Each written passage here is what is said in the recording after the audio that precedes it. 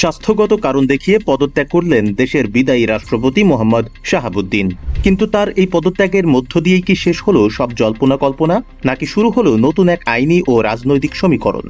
জাতীয় নাগরিক পার্টি থেকে শুরু করে খেলাফত মজলিস, একাধিক রাজনৈতিক দল এখন সোচ্চার সাবেক এই রাষ্ট্রপতির বিচারের দাবিতে। এমনকি আন্তর্জাতিক অপরাধ ট্রাইব্যুনালেও জমা পড়েছে অভিযোগ। কিন্তু প্রশ্ন হচ্ছে, বাংলাদেশের আইন ও সংবিধান অনুযায়ী একজন সাবেক রাষ্ট্রপতির বিচার করা কি আদৌ সম্ভব?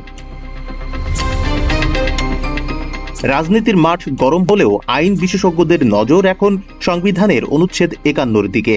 সংবিধান অনুযায়ী বাংলাদেশের রাষ্ট্রপতি পদে থাকাকালীন একজন ব্যক্তি দুটি প্রধান আইনি সুরক্ষা বা ইমিউনিটি পান।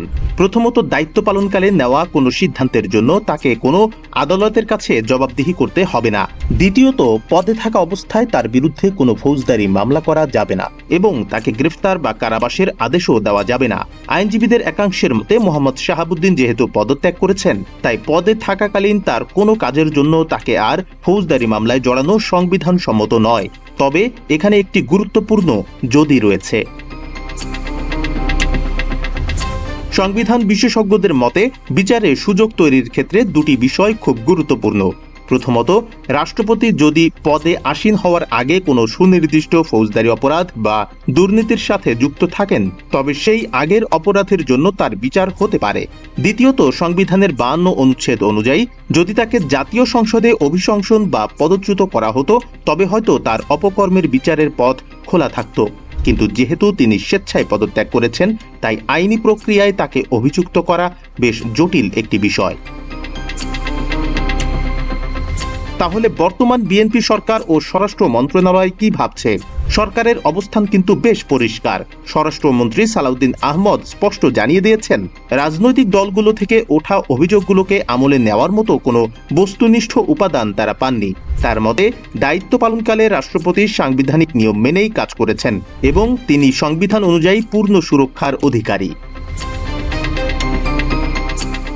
অন্যদিকে আইনমন্ত্রী মোহাম্মদ আসাদুজ্জামান বিষয়টি একটু ভারসাম্যপূর্ণভাবে দেখছেন।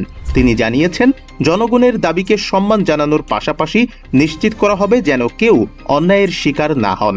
তবে সাবেক রাষ্ট্রপতির আগে কোনো আর্থিক বা প্রশাসনিক দুর্নীতির বিষয় থাকলে তা পরীক্ষা নিরীক্ষা করে দেখা হতে পারে।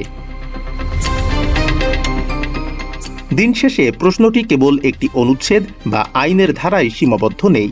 প্রশ্নটি এখন রাজনৈতিক দৃষ্টিভঙ্গিরও। একদিকে ক্ষুব্ধ জনতা ও রাজনৈতিক দলগুলোর বিচারের দাবি, অন্যদিকে সংবিধান প্রদত্ত স্পষ্ট সুরক্ষা কবচ।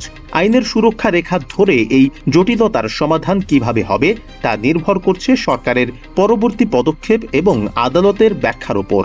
আপনার কি মনে হয়, সংবিধানের সুরক্ষা বজায় রাখা উচিত নাকি সুনির্দিষ্ট অভিযোগে বিচার হওয়া প্রয়োজন? কমেন্টে আপনার মতামত জানান। তথ্যভিত্তিক ও নিরপেক্ষ সংবাদের আপডেট পেতে আমাদের সাথেই থাকুন।